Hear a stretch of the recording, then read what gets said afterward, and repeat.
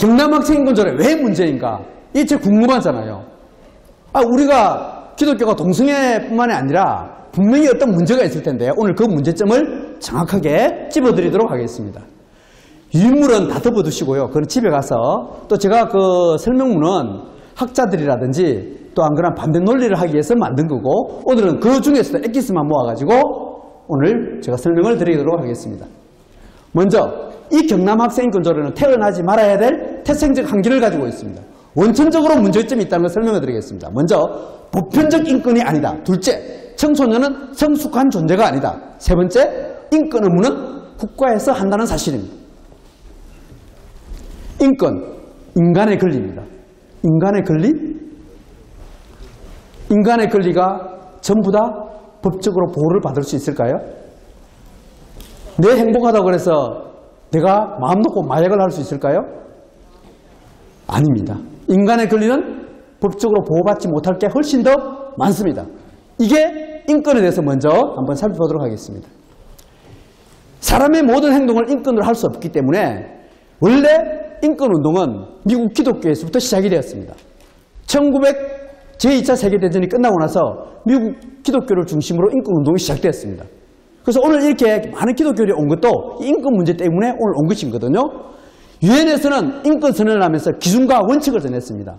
어떤 것은 인권이고 어떤 것은 아니다. 그 원칙과 기준을 명확하게 정했습니다. 먼저 첫 번째, 태어나면서 갖는 권리. 이걸 천부적이라고 하고 있죠. 두 번째가 불가분적 권리. 양도할 수 없는 거예요. 내가 가지고 있는 인권을 다른 사람에게 줄 수 있는 권리가 안 되는 겁니다. 우리는 상속권이 있어서 내 자녀에게 물려줬지만 그거는 인권이 아닌 거죠. 인권은 양도할 수 없는 권리. 또 공유적이라는 말은 다 같이 가지는 권리를 말하는 것입니다. 누구는 가지고 있고 누구는 안 가지고 있고. 당장 그러면 드러나는 게 있죠. 학생 권리? 그 학생 지들이만 가지고 있는 권리네? 그는 권리가 아니라는 겁니다. 유엔의 기본적인 원칙에서부터 어긋난다는 거죠. 그러면서 조건이 있습니다. 무조건 다 사람의 행동이 사람의 권리가 그것이 정당하냐? 아니에요. 반대의 조건이 있습니다. 어떻게? 합리적 근거와 도덕적 타당성이 있어야 그것이 인권으로 보호받을 수 있다. 이렇게 유엔에서부터 그 기준과 원칙을 정해놨습니다. 이 적용을 하다 보면 경남학생인권조례라는 말 자체가 잘못됐다는 것을 벌써 알 수가 있습니다. 더욱 구체화적으로 1993년에 비엔나에서 인권회의를 했습니다. 그때 더욱 구체적으로 했습니다. 인권이라는 것은 보편성이다. 모든 인간이 누릴 수 있는 권리다. 이걸 보편성이라고 이야기하고 있습니다. 두 번째, 상호 불가분성이다. 인위적으로 개인의 권리를 절대 나눌 수 없다. 이렇게 딱 못을 박았어요. 그러면 학생인권이라는 말 자체가 뭐라고요? 성립 자체가 안 되는 겁니다. 학생인권이 있으면 교권도 있어야 되고 또 학부모의 인권도 있어야 되고 다 권리가 있어야 되니까 말 자체가 성립 안 되는 거예요. 출발 자체부터가 잘못됐다는 것을 분명히 알 수가 있습니다. 그런데도 쟤네들은 학생인권이라는 말을 갖다가 붙이니까 이제 사람들이 거기 또 해독되기 시작하는 거예요. 벌써 이게 인정돼야 되는구나. 인권 다 좋은 것이구나. 이렇게 착각하게 되는 거죠.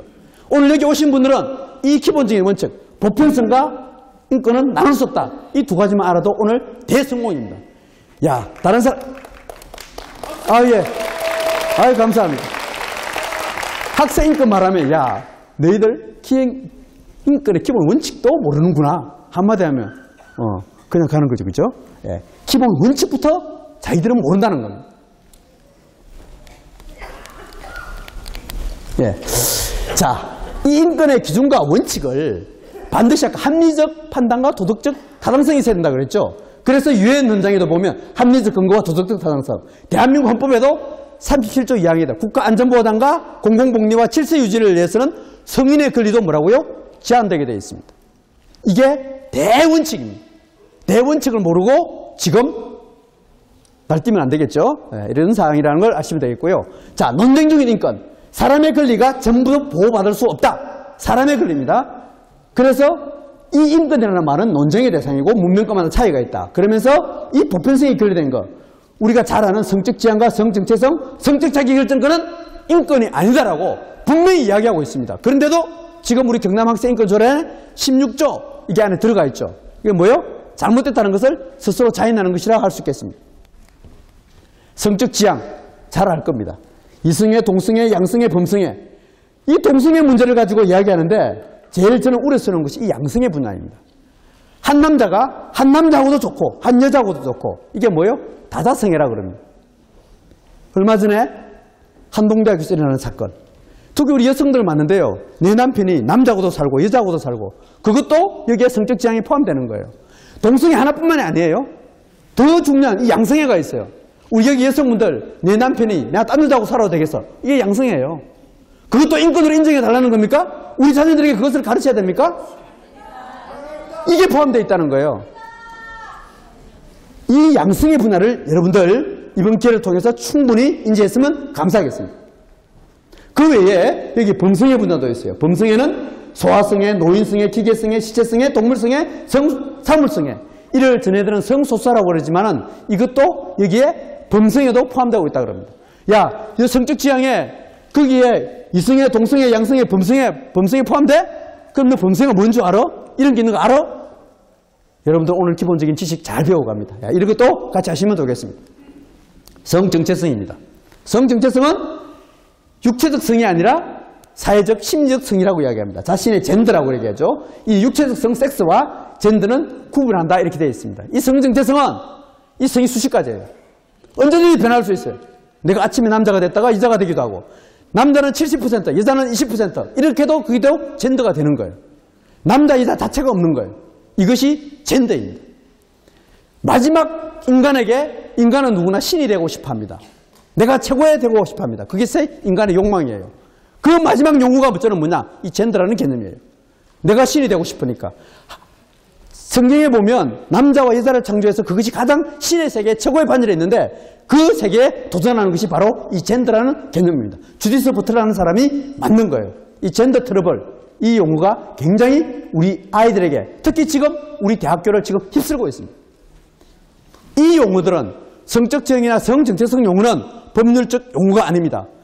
공국민도에 인권단체들이나 성소수자 단체들이 모여서 자기들끼리 만든 용어예요.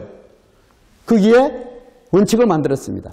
그래서 이 용어는 법적인 용어도 아니요, 합법적인 용어도 아니요, 공식적인 용어도 아니라는 것을 다시 한 번 더 분명히 말씀을 드립니다. 한 가지 예를 들어 보겠습니다. 표현과 집회의 자유, 유엔 아동 권리 협약에는 이렇게 되어 있습니다. 아동 인권이 아니에요. 다시 한번 분명히 보십시오. 아동 인권 협약이 아닙니다. 뭐라고 되어 있죠? 아동 권리입니다. 그러면 경남 학생 권리 조약이 돼야 되겠죠. 아동 권리 협약입니다. 거기에 보면 이 권리 행사는 뭐라고 일정한 제한이 있어야 된다. 이렇게 해서 반드시 이렇게 제한이 되어야 이것이 아동의 권리로서 인정된다고 이렇게 나와 있어요. 그런데 경남학생 인권조례는 그런 게 전혀 없습니다. 오히려 학교 안에 세 군데에서 마음 놓고 표현할 수 있도록 해놓고 그리고 수업 시간 내에는 네 마음대로 해라. 좋다. 수업 시간 내에는 마음 놓고 해도 좋다는 거예요. 예를 들어서 키워 행사도 가도 좋고 자기들끼리 뭐 모여가지고 어떤 행사도 좋고 뭐든지 해도 좋다는 게 경남 학생 인권 조례입니다. 다시 한 번 더 여기서 말씀드립니다. 학생 인권이라는 용어는 잘못된 용어이다. 인권의 기준과 원칙에 입에되어 있다. 그리고 학생의 권리는 권리보다도 의무가 훨씬 더 많다는 겁니다. 이것이 왜 그러느냐? 이제 다음 걸 가지고 제가 설명을 드리겠습니다. 학생 인권 조례는 그러면 그네들이 가지고 있는 인권의 개념은 뭐냐? 보편적 인권이 아닌데 그러면 그 개념이 뭐냐? 이게 상대적 인권이라는 겁니다. 이것을 인권에 이념하라고 그럽니다. 어느 날 갑자기 인권이라는 이름으로 가장 기독교에서 가지고 있는 보편적 인권, 종교계에서 가지는 그 보편적 인권이 어느 날 갑자기 정치와 이념화로 변해버렸어요. 이 과정을 제가 잠깐 설명해 드리겠습니다. 우리가 잘 알고 있는 것은 이 인권입니다. 보편적 인권. 야, 다 좋죠. 그런데 쟤네들이 주장하는 것은 이 상대적 인권은 계급 투쟁적이고 부여된 권리입니다. 부여된 권리. 이것은 상대성입니다. 교사와 학생, 남자, 여자, 부르주아, 프롤레타리아 이런 거 다 그리고 나서 소수자 중심으로 연대해서 움직이는 것을 이걸 상대적 인권이라고 하고 있습니다. 우리가 요새 나쁜 이라고 하는 것도 또 마찬가지예요. 가짜 이 마찬가지. 이것을 그래서 우리는 가짜 또는 나쁜 것이라고 이렇게 부르고 있습니다. 더 한 가지 여러분들 이 우리 경남 학생 인권을 우리가 알아야 될 게 뭔가 하면 인간의 자유를 권리로 만들어버리는데 또 문제가 있습니다. 인간은 누구나 자유가 있습니다. 이 자유는 가장 소중한 것이에요. 그런데 이 자유를 인간의 법으로 그걸 법적으로 보호해버리는 순간 타인의 피해가 돌아갑니다. 이것이 바로 자유와 권리의 구분입니다. 자유에는 반드시 책임이 따르고 권리를 수행하려고 그러면 반드시 의무가 있어야 됩니다. 간통죄. 우리가 마음 놓고 지금 간통을 할 수는 있습니다. 2년 전부터 우리 간통죄가 없어졌잖아요. 그래서 마음 놓고 할 수 있어요. 그런데 그걸 가지고 간통을 했다 안 했다 그래가지고 법적으로 처벌하지 못합니다. 자기 자유예요. 그런데 그걸 간통의 권리가 있다고 할 수는 없습니다. 자기 남편에게, 내 아내에게 야, 나 간통의 권리가 있어. 어떻게 되겠어요? 풍지박산이 나죠. 당장 타인에게 피해가 들어갑니다. 인간의 행동은 반드시 권리로서 또 그 자유를 마음 놓고 권리로 해서는 절대 안 됩니다. 예를 들어 하나 보겠습니다. 거주 이전의 자유. 거주 이전의 자유입니다. 또 종교의 자유입니다. 종교의 자유를 예를 들게요. 종교의 자유는 권리로 보호하지 않습니다. 헌법 20조에도 보호하면 안 되게 되어 있습니다. 그런데 이 종교를 법적으로 보호했을 때 어떤 문제가 발생합니까? 국민들이 들고 일어났잖아요. 이번에 여호와의 증인에 대해서 국가에서 그걸 권리로 인정해 주었단 말이에요. 군대 안 가도 된다. 그러니까 우리나라 국민이 지금 들고 일어나고 병력 체계가 문제가 되는 거예요. 여호와의 증인, 신천지 이네들에게 자유입니다. 저는 종교를 해도 좋다 한다. 그런데 그네들에게 종교의 권리를 줘버리는 순간 어떻게 돼요? 많은 피해가 발생하는 것과 마찬가지입니다.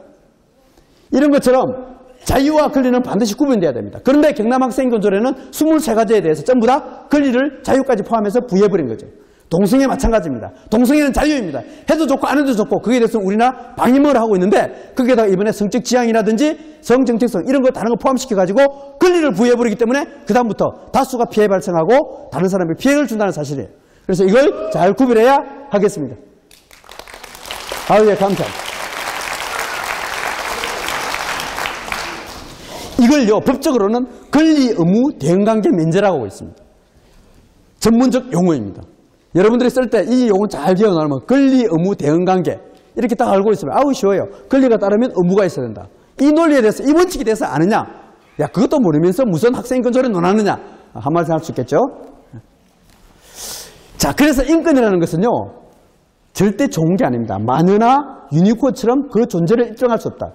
영국의 최고, 전 세계 가장 유명한 학술원, 영국 학술원의 수석 연구원이 맥켄타이어 교수가 한 말입니다. 이 말을 인용했을 때 누가 반대하겠습니까? 어느 지성인이 이걸 가지고 반대하겠습니까? 또 세계적 석학입니다. 사무엘 모엔, 하버드 대학, 세계 최고의 이름 되는 그 하버드 대학의 법대 교수가 원래 더 라스트 우토피아라는 책을 지었습니다. 이거 인권으로 둔갑되게 됩니다. 마지막 인간의 희망, 인간들이 만든 용어가 인권이라는 용어예요. 이 인권이라는 용어는 1950년대는 미국의 기독교를 중심으로 했지만 70년대 들어오면서 어디가?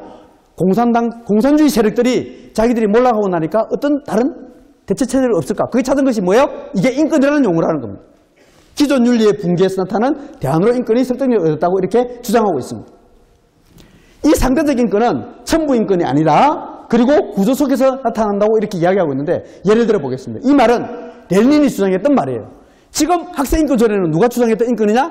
레닌이 주장했던 그 인권을 그냥 들어오고 있습니다. 여러분 레닌이 어떤 사람인지 알죠? 예. 공산주의입니다. 예, 그렇습니다. 그 사람, 제가 지금 공산주의를 한마디 안 했어요. 그냥 레닌이라는 말만 했습니다. 여러분들 어디 가면 우리가 공산주의 하면 와 무슨 뭐 공산주의 이야기야 이렇게 이야기하잖아요.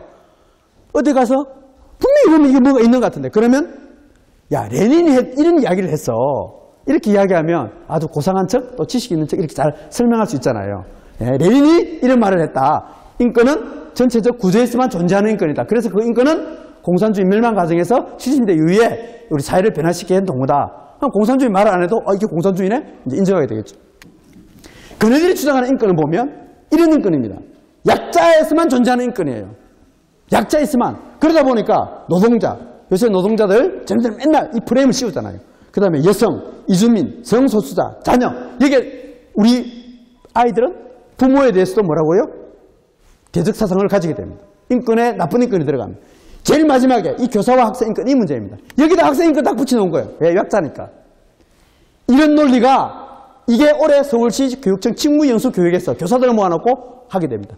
우리 학생인권조례가 통과되고 나면 우리 교사들에게 전부 다 이 똑같은 내용을 교육시키게 될 겁니다. 약자에게만 인권이 있다는 이런 논리가 상대적 인권이라는 것입니다. 그러다 보니까 교사와 학생의 대결 구도로 만들어가고 있습니다. 이 책은 지금 정교조 인권정책국장, 학생인권조례를 가장 잘 아는 이 정교조의 학생인권국장이 만든 자료입니다. 세상을 바꾸는 힘. 거기서 보면 학교는 폭력을 행사하는 곳이고 교장, 교감은 권력을 가지고 있다. 이렇게 표현하고 있습니다. 서로 사제간에 있는 그 정은 전혀 없는 거죠.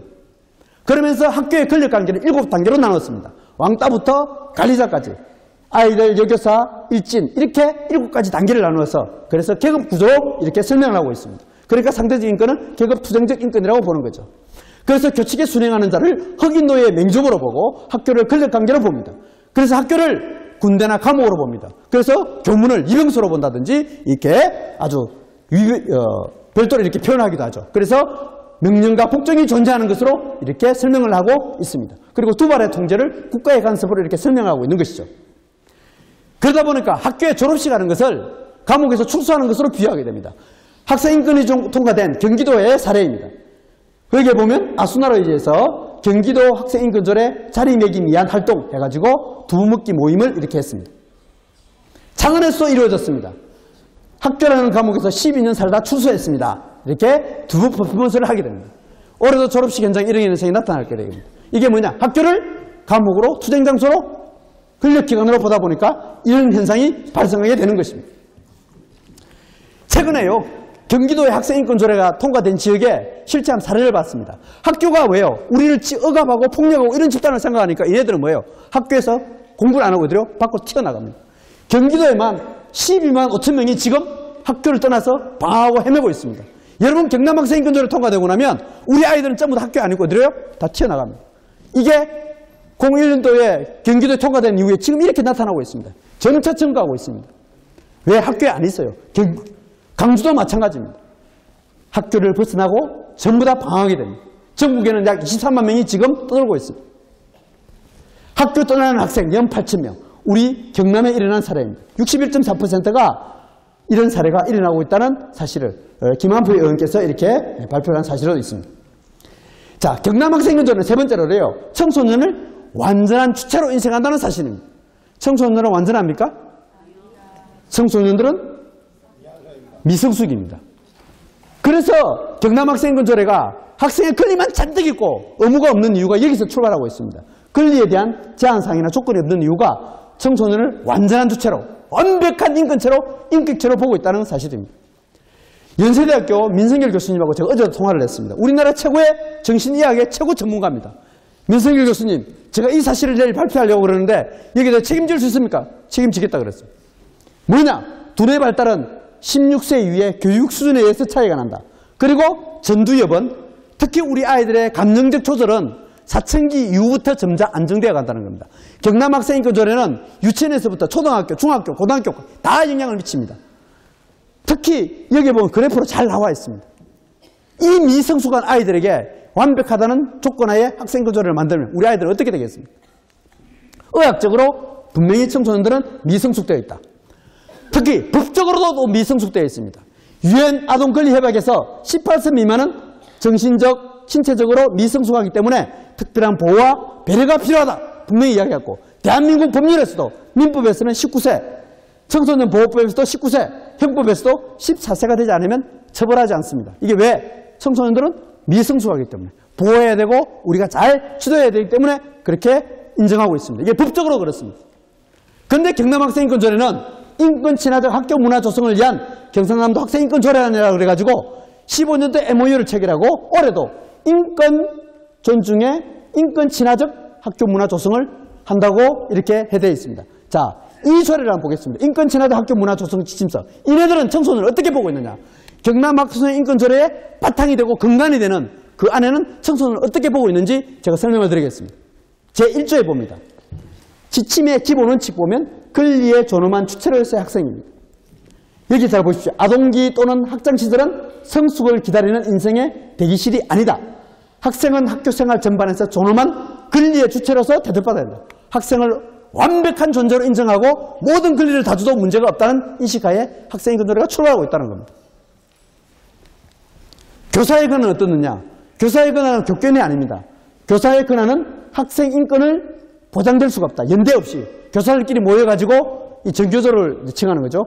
학생의 권리에 대해서 목소리를 내는데 그게 교권이라는 거예요. 말도 안 되는 논리가 이 속에 숨어져 있습니다. 이게 교권이라는 거예요. 세 번째, 인권과 관련된 업무는 지자체 업무가 아닙니다. 경남교육청이 마음 놓고 학생인권조례를 만들 수 있느냐? 경남도의회에서 만들 수 있느냐? 만들 수 없습니다. 이걸 제가 설명을 드리겠습니다. 인권 업무는 국가 사무입니다. 국가에서 할 수 있는 거죠. 예를 들어 뭐냐, 우리나라 화폐 단위가 서울하고 또 경남하고 틀리면 어떻게 되겠습니까? 통계 단위가 틀리면 어떻게 되겠습니까? 병력의 의무가 틀리면 어떻게 되겠습니까? 국가적 통일에 관한 업무는 국가에서 관장하게 되어 있습니다. 헌법재판소라든지 대법원이라든지 여러분이 우리가 마음 놓고 인권의 업무를 관리한다 그래서 권리를 가는다 그래서 우리가 경남도에 헌법재판소를 대법원을 마음 놓고 만들 수 있습니까? 못 만들어요. 인권은 국가적 통일의 업무예요. 그런데 이걸 경남교육청이 자기들 마음대로 만들겠다고요? 월권 아닌 천만의 월권입니다. 이걸 제가 설명을 드리겠습니다.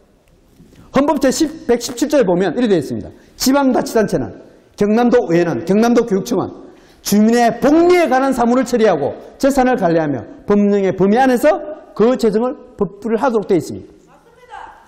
함부로 복리입니다. 복리. 복지에 관한 업무만 할 수 있다는 거예요. 또 지방자치법 제22조에 보면 제가 좀 쉽게 설명을 드릴게요. 법령의 범위 안에서 조례를 제정할 수 있고 주민의 권리 제한 및 의무 부과에 관한 사항에 대해서는 특히 벌칙을 정할 때는 다시요. 주민의 권리 제한 또는 의무 부과에 관한 사항이나 벌칙을 정할 때는 법률에 이임이 있어야 된다고 그랬습니다. 학생인권 조례에 대한 법률적 근거가 없어요. 이임이 없습니다. 지방자치법 22조가 정확하게 위반되는 걸 알 수가 있죠. 서울학생인권 조례. 그래서 저희들이 그럼 서울학생인권 조례, 경기도 학생인권 조례 이게 문제가 있지 않겠느냐. 법원에 제소를 했습니다. 우리 지영주 변호사부터 몇 명의 변호사가 모여서 서울학생인권 조례 이거 문제가 있다. 판결을 했는데 지난 9월 14일 날 행정지방법원에서 판결이 내려왔습니다. 어떤 판결을 보면 보십시오. 학생인권 조례는 그 필요한 조치를 뭐라고요? 금고하는데 불과하다. 학생인권 조례를 만들어 놔놓고 해도 되고 안 해도 되고 이렇게 피해가 왔습니다. 또 보십시오. 일반적 추상적 내용으로 권리나 의무의 직접적인 변동을 초래하는 것이라고 볼 수 없다. 학생인권 조례를 만들어 놔놓고 그것이 학교 안이나 교사나 우리 아이들에게 부모에게 영향을 미치지 않는다. 그렇게 해서 근거적 허락에 불과하다는 겁니다. 서울학생인권 조례가. 이제 이렇게 법원에서 판단을 한 거예요. 그런데 보겠습니다. 경남학생인권 조례 한번 보겠습니다. 경남학생인권 조례 이걸 빠져나가지 못하게 스스로 자기들이 옥매고 있어요. 한번 보겠습니다. 지난 9월 11일 만등에 보면 제50조에 보면 이렇게 되어 있습니다. 이 조례에 맞도록 뭐라고요? 학칙과 예력 규정을 재개정해야 한다고 딱 못을 박아버렸어요. 학생인권 조례 통과되는 순간 각 학교나 그 다음에 각 교육청은 뭐라고요? 전부 다 이 조례에 따라서 강제적으로 해야 됩니다. 강제성을 부여해놨어요. 각 학교의 학칙 개정 및 규칙으로 정한다. 강제적 규정이기 때문에 이건 뭐예요? 당장 법적으로도 이게 문제가 될 수가 있다. 이 법원에서 그렇게 판단했잖아요. 이게 경남학생인권 조례라는 겁니다. 학생인권 조례가요. 법적인 근거가 없다 보니까 지금 이렇게 하고 있습니다. 학생인권법 제정 촉구. 지난 11월 2일 날 이 학생들이 모여서 학생의 날 기념하고 이렇게 하고 있습니다. 학생인권 조례는 정확하게 법적인 근거가 없다는 걸 알 수가 있습니다. 자, 이게 크가지 이제 제가 3가지 설명을 드렸고요. 나머지 뒷부분은 정말 우리 오늘 최고의 또 두 분의 강사님이 계십니다. 우리 김현평 교수님 아주 구체적으로 또 우리 교총의 국장님, 허 국장님 해가지고 또 세부적으로 나오는데 그 부분을 넘기고 제가 이 핵심적인 내용만 간단히 몇 가지만 설명하고 내려가도록 하겠습니다. 경남학생인권 조례, 불균형한 조례, 인권센터 설치, 학교의 정치 인념화 이것만 3가지만 간단히 좀 설명을 드리겠습니다. 경남학생인권 조례는 교직원의 권리는 없고 의무만 42개, 학생의 권리만 개인적 권리만 30개, 책무조항은 없습니다. 학부모의 권리는 전혀 없습니다. 여러분들은 지금 경남학생인권 조례 순간 우리네 양육권은 전부 다 뭐예요? 박탈당해버립니다. 어디로? 학생들 자체적으로. 자기들끼리 하는 세계로.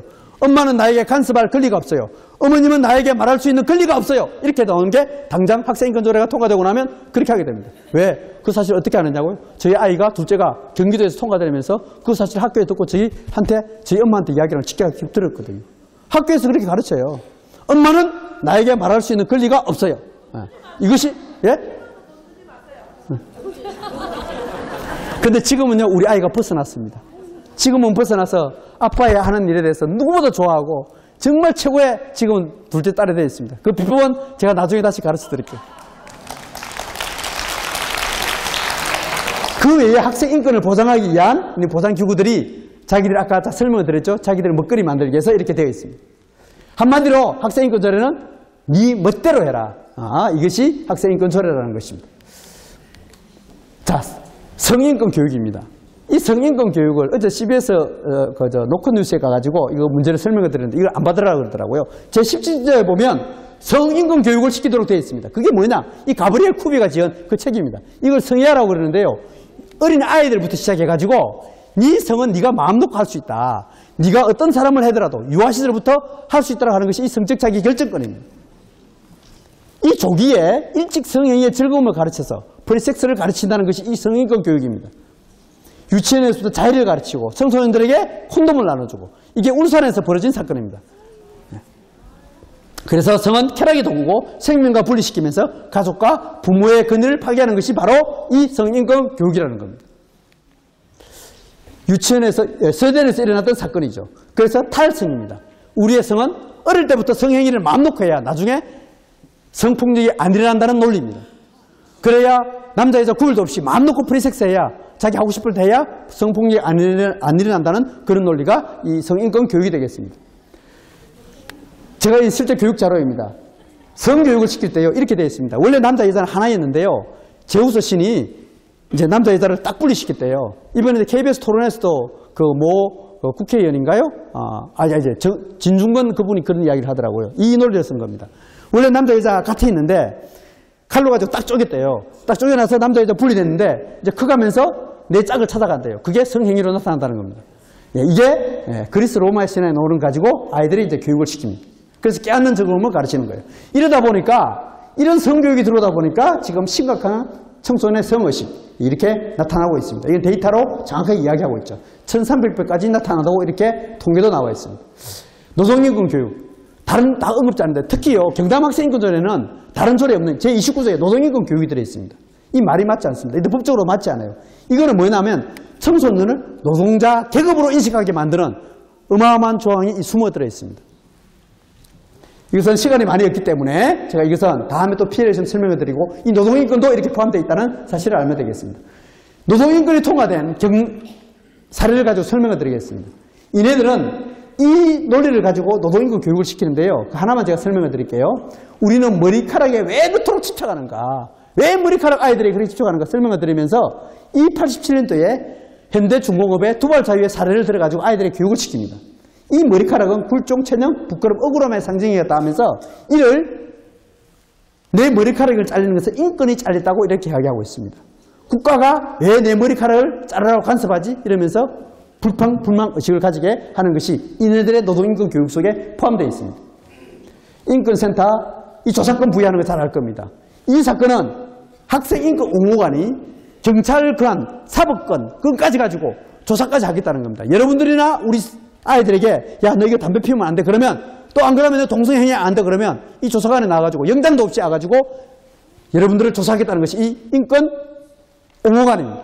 여러분 잘 알다시피 전북학생인권선대 송경기 교사 사건 잘 알 겁니다. 검찰이나 경찰에서도 무혐의로 처벌했는데도 이네들에게 다시 조사한다는 명문하에 그리고 그 교사가 결국은 자기 스스로 자진했던 그 사건 이것이 경남학생인권조례에 들어있다는 사실입니다. 자, 이 문제는 학교와 학생을 정치에 인념한데요.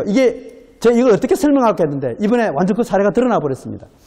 학교와 학생을 정치에 인념한다는 건데요.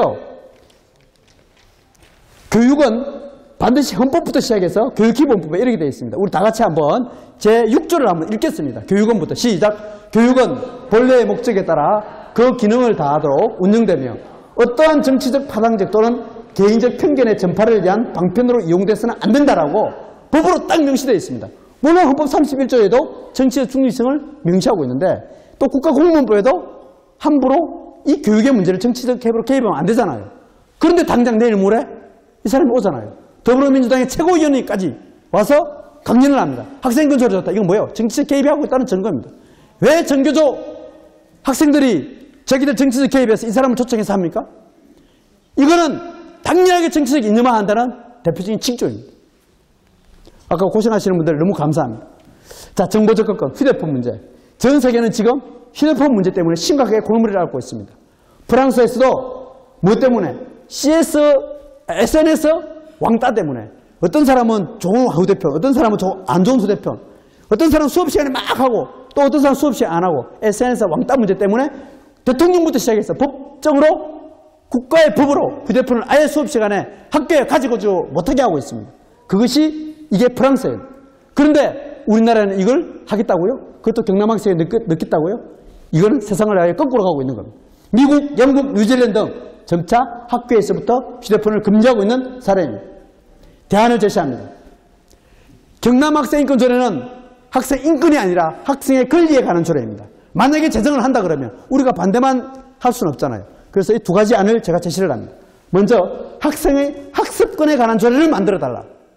학생들이 정말 공부할 수 있는 좋은 분위기 속에서 공부할 수 있는 그 권리에 관한 조례를 만들어달라. 그러면서 권리와 의무 관계를 명시해달라. 두 번째, 지금 제일 문제점은 우리 아이들의 인성에 관한 문제다. 충성과 효도와 정직과 배려하는 이런 마음, 사랑하는 마음, 그것이 필요하다.